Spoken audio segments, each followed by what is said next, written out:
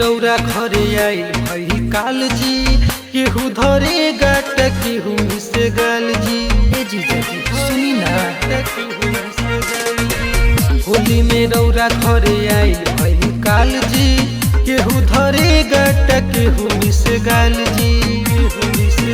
घर से बाहर निकल मुश्किल भइल, परेशान बनिए जीजा लहंगवा तो गिल भइल। परेशान बनिए जीजा लहंगवा तो गिल भइल।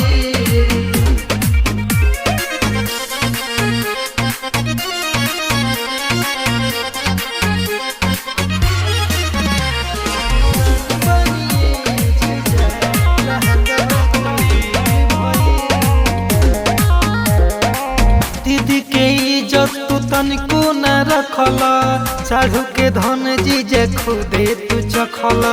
अब हम का जवाब बोली तू चखला। दीदी के इज्जत तू तनिको न रखला, साढ़ू के धन जीजे खुदे तू चखला।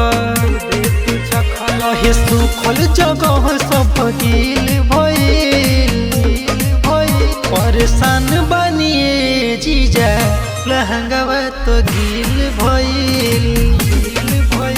परेशान बनिए जीजा लहंगवा तो गिल भइल।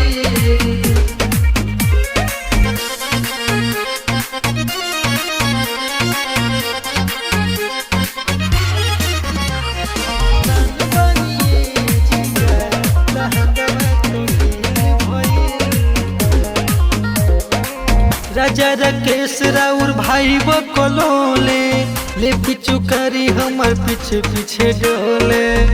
पिचु करी हमर पीछे पीछे डोले। राजा बीरू राउर भाई बकलोले, ले पिचु करी हमर पीछे पीछे डोले। अच्छा होली के सबक मिल गइल, परेशान बनिए जीजा लहंगवा तो गिल भइल। परेशान बनिए जीजा